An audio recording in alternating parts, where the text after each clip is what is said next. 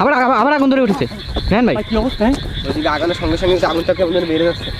ও মাই god, আগুন বন্ধ হয়েছে। বন্ধ আসেন।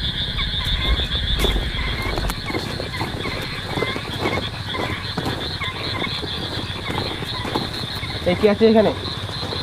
রায়হান ভাই আগুন আছে কিন্তু এখনো কিন্তু আগুনটা জ্বলতেছে এখানে।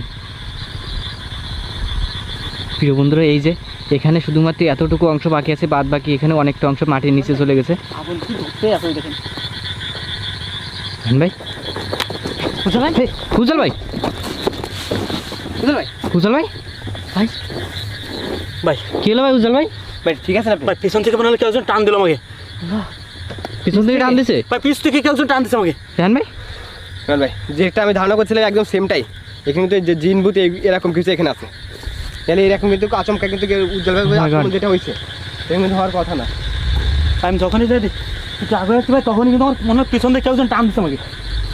রায়হান ভাই, আপনি যে কথা বললেন এখানে জিন ভূত আছে, এটা তো আমরা শিওর, কারণ যে এই যে জিন ভূত অসুরাতে কর্মকাণ্ড না থাকলে কিন্তু এই জিনিসগুলো এতদিন এখানে পড়ে থাকতো না। ও মাই গড, রায়হান ভাই, আল্লাহ আল্লাহু আকবার। ওই দেখুন। লা ইলাহা ইল্লাল্লাহ।